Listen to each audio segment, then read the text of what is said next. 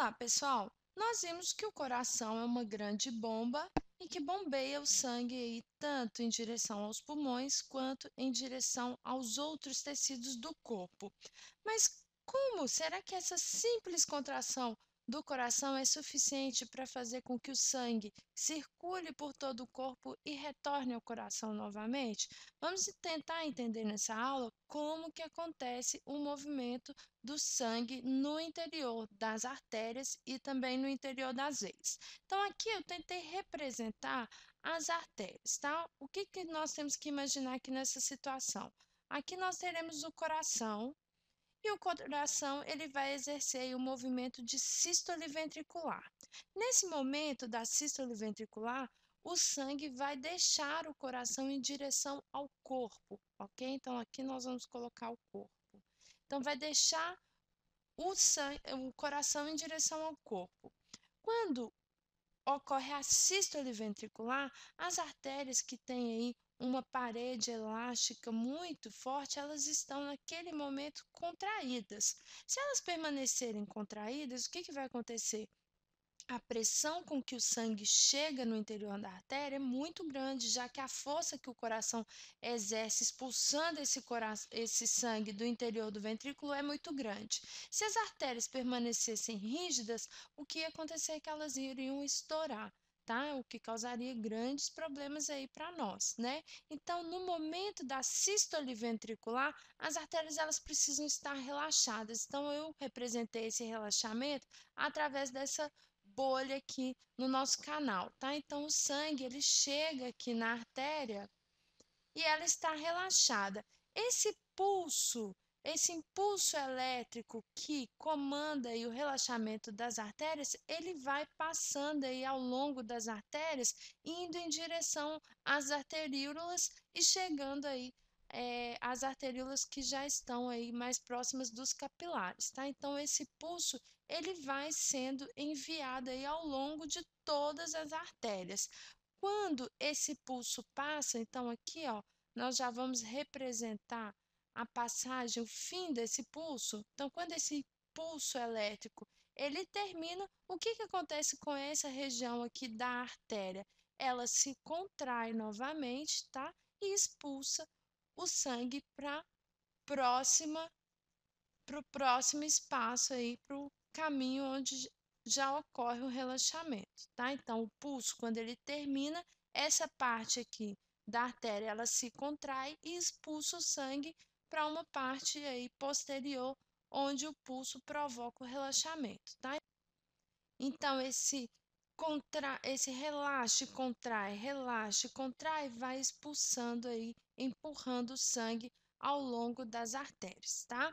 Essa pressão, existe uma pressão aqui na parede das artérias. Deixa eu colocar essa pressão simbolizada pelas setas amarelas, né? Esse sangue no interior das artérias, ele exerce uma força, certo?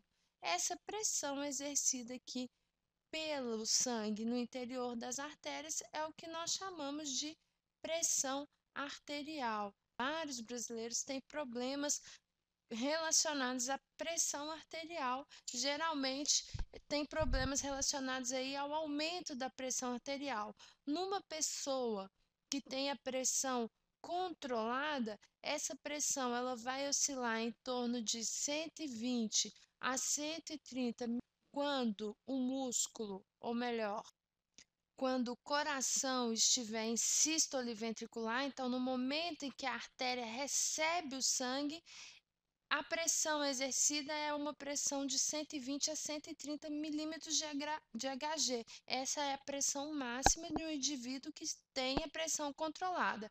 No momento em que esse sangue ele vai deixando o interior da artéria, e isso coincide com a diástole, com o relaxamento aí dos ventrículos, essa pressão ela gira em torno dos 70, 80 milímetros de Hg. Então, quando o médico, né, mede a nossa pressão, geralmente ele fala, né, que a nossa pressão está 12 por 8, ou seja, uma pressão máxima de 120 milímetros de Hg e uma pressão mínima de 80 milímetros de Hg.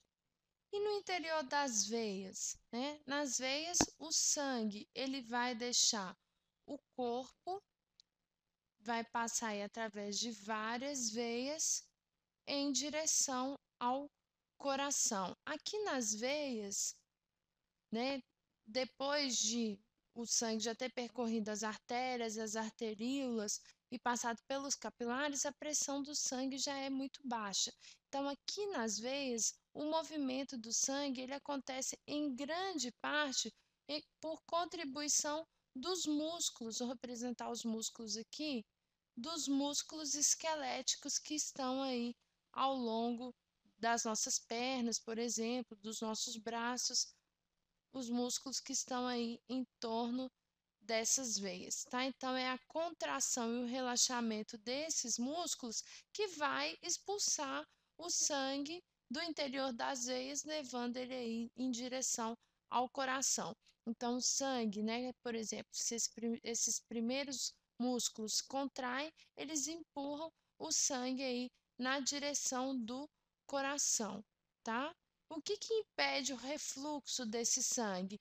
Válvulas presentes aqui no interior das veias. Então, essas válvulas são aí muito importantes para evitar o refluxo, ou seja, a circulação do sangue que é unidirecional, segue sempre em direção ao coração, ok?